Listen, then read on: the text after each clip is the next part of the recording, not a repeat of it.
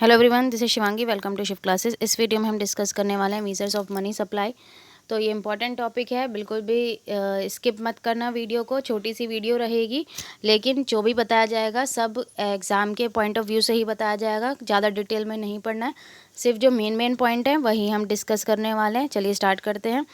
तो पहला है मनी सप्लाई। हमें पता होना चाहिए मनी सप्लाई क्या है, कि वो टोटल स्टॉक मनी का सर्कुलेशन में किसके बीच में, पब्लिक के बीच में एक पर्टिकुलर पॉइंट ऑफ टाइम पे, ठीक है, वो क्या कहलाता है, हमारा मनी सप्लाई, मुद्रा पूर्ति कहता है हिंदी में। अब इसके 4 कैटेगरी में से बांटा गया है, M1, M2, M3 and M4।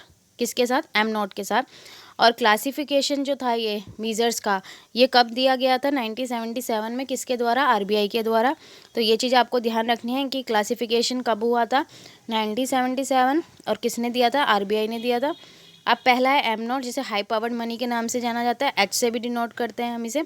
तो हाई पावर्ड मनी या मॉनेटरी बेस भी बोलते हैं इसे, या फिर रिजर्व मनी भी कहा जाता है। तो ये 3 नाम है, ये आपको याद रखने हैं।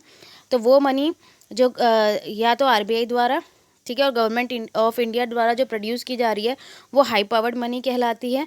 या हम कह सकते हैं इसे टोटल लाइबिलिटी, जो मॉनेटरी अथॉरिटी है देश की, या फिर आरबीआई, ठीक है, और आरबीआई की वो क्या कहलाती है? मॉनेटरी बेस या हाई पावर्ड मनी। अब इसमें क्या क्या होता है? करेंसी होता है, ठीक है, करेंसी में दोनों चीज़ आ गई, नोट्स और कॉइन जो पब्लिक के हाथ में है। कैश रिजर्व कमर्शियल बैंक का, ठीक है, आरबीआई के साथ। और तीसरी चीज़ अदर डिपॉजिट विद आरबीआई। और इसको कैसे डिनोट करते हैं? H = C+R+OD। तो ये चीज़ आपको ध्यान रखनी है। नेक्स्ट अब आ गया हमारा नैरो मनी, M1। ये चीज़ ध्यान रखनी है, M1 को नैरो मनी के नाम से जाना जाता है, और M3 को ब्रॉड मनी है, क्योंकि एग्जाम में ये भी पूछ लिया जाता है। अभी हाल ही में पीजीटी इकोनॉमिक्स का एग्ज़ाम हुआ था, तो उसमें ब्रॉड मनी पूछी गई थी, और चारों ऑप्शन दे रखे थे कि ब्रॉड मनी कौन सी है इसमें से, ठीक है। तो चारों ऑप्शन थे, तो हमारा करेक्ट ऑप्शन था M3। तो M1 जो है, M1 में क्या क्या इंक्लूड होता है? करेंसी विद पब्लिक, पब्लिक के हाथ में कितना पैसा है, ठीक है, नोट्स और coin. Demand deposit with banking system. भाई डिमांड डिपॉजिट क्या होती है? जो हम कभी भी डिमांड करके बैंक से निकाल सकते हैं।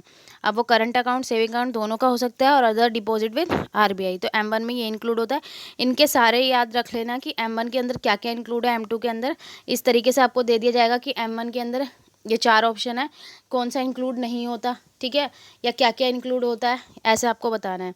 तो M1 में क्या क्या आएगा? करेंसी विद पब्लिक, ठीक है, पब्लिक के पास कितना पैसा है, फिर वो डिमांड, कुछ पैसा वो अपने हाथ में रखेगी, कुछ वो बैंक में जमा कराएगी, जिसे हम डिमांड डिपॉजिट बोलेंगे, और फिर अदर डिपॉजिट विद आरबीआई। इस तरीके से याद कर लेना।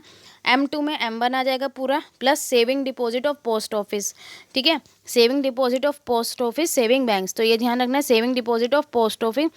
M2 में M1 तो आएगा, साथ साथ saving deposit of post office, ठीक है, पोस्ट ऑफिस की सेविंग आ गई। भाई हम बैंक के अलावा और कहाँ खाता खुलवाते हैं? पोस्ट ऑफिस में। इस तरीके से आपको याद रखना है। M1 currency with public, demand deposit, ठीक है, पहले हम अपने हाथ में कुछ पैसा रखेंगे, कुछ हम बैंक में जमा करा देंगे, बाकी जो बचा, ठीक है, वो आरबीआई के पास ही, ठीक है। कौन करे? आरबीआई में किसके अकाउंट होते हैं? बाकी जो बैंक्स हैं उनके अकाउंट होते हैं। भाई जनता का तो डायरेक्ट रिलेशन नहीं होता आरबीआई के साथ। तो इस तरीके से याद करना है। M2 में M1 तो आएगा ही, और अब हम बैंक के अलावा और कहाँ अपना अकाउंट खुलवा सकते हैं? पोस्ट ऑफिस में। तो कैसा अकाउंट खुलवाएंगे हम? वहाँ सेविंग डिपॉजिट खुलवाएंगे, ठीक है, सेविंग अकाउंट खुलाएंगे। तो saving deposit of post office आ गया। तीसरा आ गया ब्रॉड मनी, M3। तो M3 में M1 आएगा। अब M2 में था सेविंग डिपॉजिट, ठीक है, और M3 में आ गया time deposit with banking system, ठीक है, time deposit with banking system की टाइम डिपॉजिट के जैसे फिक्स डिपॉजिट एक फिक्स टाइम के लिए हम कराते हैं। M4 में आ गया M3 plus old deposit with post office saving bank, ठीक है।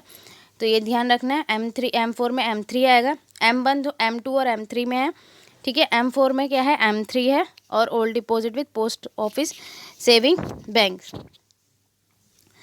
अब लिक्विडिटी हम देख लेते हैं, कौन सा ज़्यादा लिक्विडिटी में होता है, ठीक है, लिक्विड फॉर्म में ईजिली होता है। मोस्ट लिक्विड जो है मीज़र वो है M1, और लीस्ट है M4। तो ये भी एग्जाम में पूछ लिया जाएगा। तो M1 M4 ध्यान रखना है, M1 most liquid, M4 least liquid, ठीक है। और ये मैंने असेंडिंग ऑर्डर में लगा रखे हैं, ठीक है, M1 M2 M3 और M4। तो ये आप देख सकते हैं कि किस तरीके से लिक्विडिटी मीज़र है। तो ये चीज़ आपको ध्यान रखनी है। आई होप आपको इस वीडियो से हेल्प मिलेगी। अगर वीडियो अच्छी लगी हो तो like it, share it and subscribe my channel. Thank you.